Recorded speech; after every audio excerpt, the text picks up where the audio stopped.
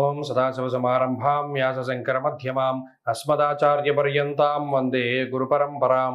జ్యోతిషాస్త్రాన్ని భావతరాల వారికి ప్రసాదించిన ఋషుల యొక్క పాదపద్మాలకి నమస్కారం చేసుకుంటూ, అలాగే నాకు ఈ జ్యోతిష విద్యను నేర్పిన గురువర్యులు జ్యోతిష బ్రహ్మ కీర్తిశేషులు శ్రీ ఈరంకి సూర్యనారాయణమూర్తి గారు, సూర్యశ్రీ దైవజ్ఞ గారి యొక్క పాదపద్మాలకి నమస్కారం చేసుకుంటూ, ఓం శ్రీ మహాగణాధిపతి నమః, శ్రీ గురుభ్యో నమః, హరి ఓం. వీక్షకులందరికీ నమస్కారం. జనవరి నెల 12వ తారీఖు లగాయితూ జనవరి 18వ తారీఖు వరకు ఉండేటువంటి గ్రహగతుల ఆధారంగా ద్వాదశ రాశుల వారికి ఈ వారం ఏ విధమైనటువంటి శుభాశుభ ఫలితాలు కలగబోతూ ఉన్నాయో ఈ కార్యక్రమం ద్వారా తెలుసుకుందాం.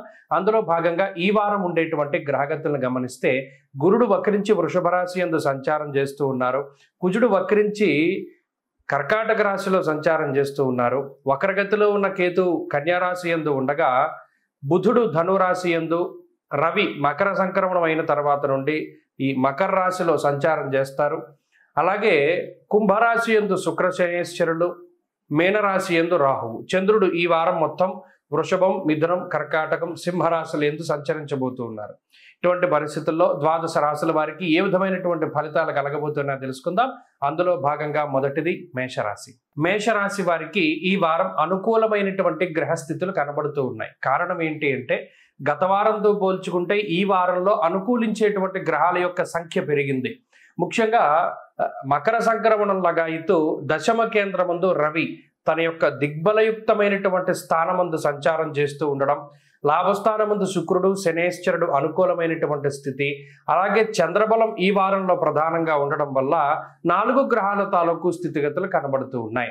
అర్ధసిద్ధి సదారోగ్యం బంధు సంతోషవర్ధనం అనేటువంటి శాస్త్రవచనం ప్రకారం ముఖ్యంగా ఆర్థికాభివృద్ధిని ఈ వారంలో మేషరాశి వారు చూస్తారు. అనగా ఆదాయ మార్గాలు పెరగడము, లేదా మీకుండేటువంటి ఆదాయ మార్గాల ద్వారా వచ్చేటువంటి ధన రాబడి అనేటువంటిది పెరగడానికి అవకాశం ఉంటుంది. అంతేగాక సదారోగ్య అన్నారు అంటే, ఏదైనా ఆర్థిక సమస్యలతో పాటు గత వారంలో ఏదైనా అనారోగ్య సమస్యలు ఉన్నప్పటికీ ఆయా రకమైనటువంటి అనారోగ్య సమస్యల నుండి బయటపడడానికి ఈ వారంలో ప్రత్యేకమైనటువంటి వెసులుబాటు మేషరాశి వారికి ఉండబోతూ ఉన్నది. మరియు మరీ ముఖ్యంగా ఈ చంద్రుని యొక్క అనుకూలత, లాభస్థాన స్థిత గ్రహాల వల్ల కుటుంబపరమైనటువంటి అభివృద్ధి, కుటుంబ సభ్యులతోటి కలిసి ఉండుట, లేదా సన్నిహితులు, ఆత్మీయులు వీరందరితోటి కూడా సరదాగా కాలక్షేపం చేసేటువంటి పరిస్థితులు కూడా మేషరాశి వారిలో కనబడుతూ ఉన్నాయి. అంతేగాక ఉద్యోగ సంబంధమైనటువంటి ఇబ్బందులు తగ్గుముఖం పట్టడానికి, ఉద్యోగం మార్పుకే చేసేటువంటి ప్రయత్నాలు మంచి ఫలితాలు రావడానికి ఆస్కారం ఉంటుంది. అంతేగాక చేసేటువంటి వృత్తి ఉద్యోగాలు పర్మనెంట్ అవ్వడానికి కూడా ఈ వారంలో గ్రహగతులు చాలా అనుకూలంగా ఉన్నాయి. మరీ ముఖ్యంగా ఏదైనా గత కొద్ది కాలంగా ఉద్యోగపరమైనటువంటి సమస్యలు బాధిస్తూ ఉంటే వాటికి సంబంధించినటువంటి పరిష్కారాలు కూడా ఈ వారంలో దొరకడానికి అవకాశం ఉంటుంది.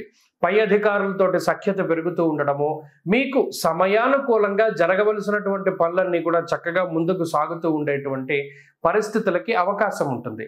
ప్రధానంగా అర్ధాష్టమ కుజుడు, అలాగే వక్రించినటువంటి గురువు, వ్యయరాహు స్థిత దోషాలు ఉన్నప్పటికీ కూడా అనుకూలించేటువంటి గ్రహాలు బాగుండడం వల్ల ఈ గ్రహాలు ఇచ్చేటువంటి వ్యతిరేక ఫలితాలు కొంత ఈ వారం తగ్గుముఖం పడతాయి. అయినప్పటికీ కొంత ఆర్థిక పరమైనటువంటి విషయాలలో చాలా జాగ్రత్తగా ఉండాలి. అనగా ఇన్వెస్ట్మెంట్ చేసేటప్పుడు, ఎవరికైనా ధనాన్ని ఇచ్చేటప్పుడు చాలా అప్రమత్తతోటి మెలుగుతూ ఉండడం చెప్పదగినటువంటి సూచన. ఈ వారంలో కొన్ని ప్రయాణాలు కనబడుతూ ఉన్నాయి. అయితే ఆ ప్రయాణాలు తీర్థయాత్రలుగానో విహారయాత్రలుగానో ఉండడం వల్ల దానివల్ల కొంత శరీరం అలసిపోయినప్పటికీ కూడా ఆనందంగానే ఉంటుంది మేషరాశి వారు. ఈ వారంలో మేషరాశి వారు మరింత అనుకూలమైనటువంటి ఫలితాలను సాధించడానికై సుబ్రహ్మణ్యేశ్వర స్వామి వారి యొక్క ఆరాధన చేస్తూ ఉండడం చెప్పదగినటువంటి సూచన. ఈ వారంలో కలిసొచ్చేటువంటి రోజు సోమవారంగా చెప్పవచ్చును. అదృష్ట సంఖ్య 6, అదృష్ట వర్ణము లేత నీలం రంగు. తదుపరి వృషభ రాశి.